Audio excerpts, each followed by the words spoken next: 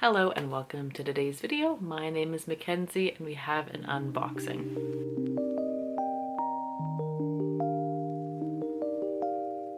I got my book of the month in the mail today and I'm excited to open it, so let's open it together. Just a second, my address is at the top so I can't actually show you me opening it. There we go. And I got some add-ons for July. The first book in here is How Freaking Romantic by Emily Harding.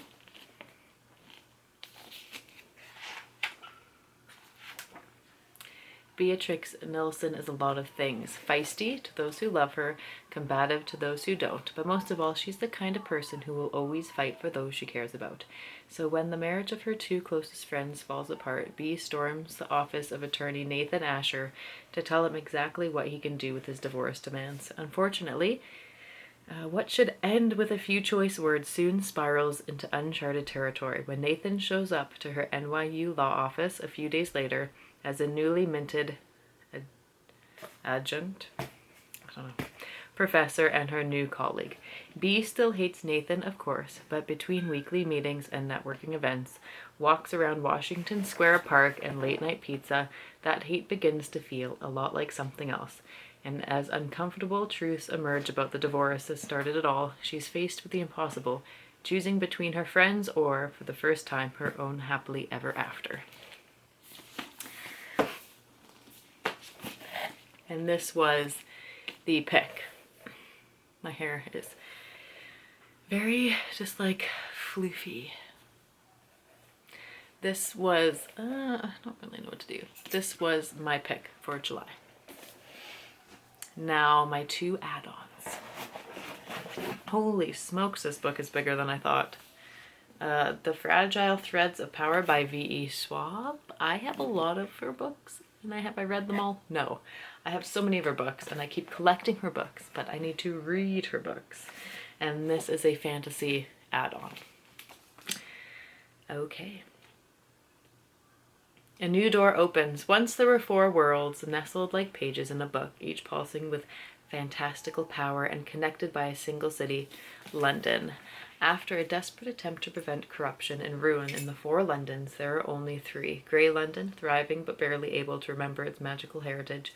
Red London, ruled by the Marish family, flourishing and powerful. And White London, left to brutality and decay. Now the worlds are going to collide anew, brought to a dangerous precipice by the discoveries of 3 remarkable magicians. There's Kosika, the child queen of the White London, who has nourished her city on blood and dreams, and whose growing devotion to both is leading her down a dangerous path. Then there's Delilah Bard, born a thief in Grey London, who crossed the worlds to become a legend far from there. She's an infamous magician, a devious heroine, and a risk-taking rogue, all rolled into one unforgettable package. Having disappeared to seek a new adventure, an old favor now calls Leela back to a dangerous port to join some old friends who need more help than they realize. Last, there's Tess, a young runaway with an unusual and powerful ability, hiding out in Red London while trying to stay out of the limelight. Tess is the only one who can keep all the worlds from unraveling, if she manages to stay alive first. There we go. It's much bigger than I thought. The last book, Ready or Not, by Kara Baston. Love shows up when you least expect it.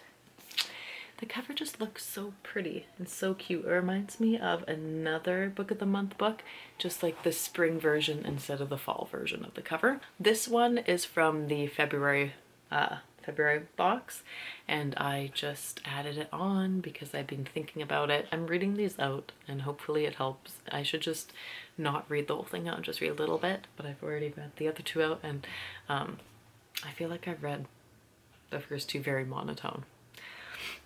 Eve Hatch lives, oh wait, I'll read the top, I guess. A surprise pregnancy leads to even more life-changing revelations in this heartfelt slow burn friends to lovers romance. Eve hatched lives for surprises. Just kidding. She expects every tomorrow to be pretty much the same as today. She loves her cozy apartment in Brooklyn, close to her childhood best friend Willa, and far from her traditional Midwestern family, who have never really understood her. While her job is only dream adjacent, it's comfortable and steady. She knows what to expect from life, until she finds herself literally expecting after an uncharacteristic one-night stand. Now, Eve's loyal friendship with Willa is feeling tense, and it's actually Willa's steadfast older brother Shep who steps up to help. He's always been friendly, but now he is ordering her surprise lunches, listening to all her complaints, and is suddenly kind of hot. Then there's the baby's father, who is technically supportive but majorly conflicted. Maybe it's her surging hormones, maybe it's the way Shep's shoulders look in a t-shirt, but Eve starts to wonder if she's been secretly desiring more from every aspect of her life. Over the course of 9 months, as Eve struggles to figure out the right next step in her expanding reality, she learns that family and love in all forms can sneak up on you when you least expect it. There. I'm excited. It sounds good. Oh, I actually just flipped to a page, and it's separated by trimesters. That's so fun. Excited to read it. So, Ready or Not, The Fragile Threads of Power, and How Freaking Romantic are the 3 books that I got in my book of the month. Thank you for watching today's video and seeing what I got on this month of book of the month. Holy smokes. I'm super tired. I don't know why. Thank you for watching today's video and seeing what I got for book of the month. You can kind of see the books down there in the corner. I don't know when I'm going to read these. I don't know. I was going to try and get all caught up on my book of the month books, and I think I was going to make like a huge vlog about it, and I ended up reading one of them. So maybe I'll try again in the new school year, but we'll see. I'll see you in the next video. Bye.